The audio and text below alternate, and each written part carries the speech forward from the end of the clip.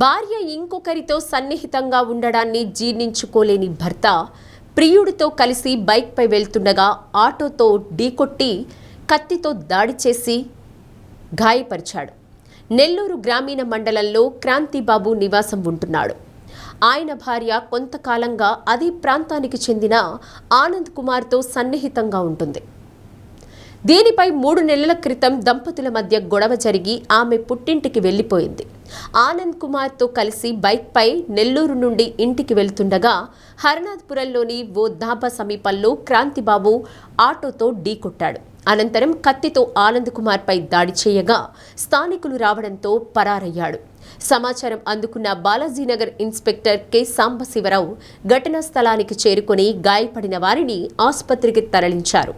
నిందితుడిపై హత్యాయత్నం కేసు నమోదు చేసినట్లు పోలీసులు తెలిపారు.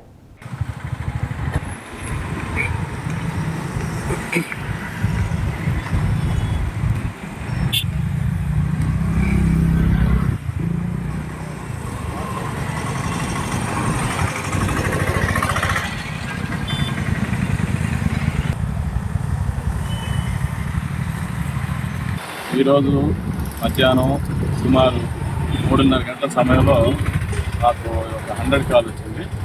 ఈ హరనాథపురం ఏరియాలో ఈ రాధా గెస్ట్ ఇన్ ఆపోజిట్ ఈ రోడ్డు మీద ముత్తుకూరు రోడ్డు మీద ఒక వ్యక్తి వేరే వ్యక్తిపై కత్తితో దాడి చేశారు అనే సంఘటన ఇమీడియట్గా ఆ టీం మేమందరూ కూడా ఇక్కడికి వచ్చాం. చూసి ఇమీడియట్గా ఇంజూర్డ్ పర్సన్స్ని నారాయణకి షిఫ్ట్ చేయడం జరిగింది, నారాయణ హాస్పిటల్కి. వివరాల్లోకి వెళ్తే ఇందులో ఇనమాల క్రాంతిబాబు, ఆయన వైఫ్ అన్నపూర్ణ, వీళ్ళు 15 సంవత్సరాలు అయిన మ్యారేజ్ ఇంటారెక్ట్ ఉంటారు. అదే ఏరియాలో కడపాటి ఆనంద్ కుమార్ అనే అతను కూడా ఉంటాడు. అయితే కొంతకాలం నుంచి ఈ ఆనంద్ కుమారు, ఈ Kranthibabu wife extra marital affairs ఉన్నాయి. గత 3 నెలల క్రితం ఈ ముద్దాయి క్రాంతిబాబు కనిపెట్టి గొడవ చేయడం జరిగింది. దాని మీద ఆమె అన్నపూర్ణ కూడా సపరేట్గా ఉంటుంది. 3 నెలల నుంచి సపరేట్గా ఉన్నారు. కానీ వీళ్ళిద్దరి మధ్య ఈ రిలేషన్ ఇంకా కొనసాగుతుందని చెప్పేసి ఈరోజు ఈ ఆనంద్ బాబు, ఈ అన్నపూర్ణ బైక్ మీద, బుల్లెట్ మీద నెల్లూరు నుంచి చింతారెడ్డిపాలెం వెళ్తూ ఉన్నారు. ఈ టైంకి ఇక్కడికి వచ్చేటప్పుడు 3:30కి ఇక్కడికి వచ్చేటప్పుడు అదే టైంలో ఈ క్రాంతిబాబు, అతను ఆటో డ్రైవర్, ముందు నుంచి కష్టపెట్టుకున్నాడు, భార్యతో ఇల్లీగల్ పేరు పెట్టుకున్నాడు ఆ ఉద్దేశంతో ఎదురు వస్తున్నటువంటి ఈ బుల్లెట్ని ఆటోతో గుద్దడం, వాళ్ళు పడిపోవడం, ఇమీడియట్లీ ముందుగా తెచ్చుకున్నటువంటి కత్తితో అతని మీద, ఆనంద్ మీద కత్తితో దాడి చేసిన తల మీద గాయపరిచాడు.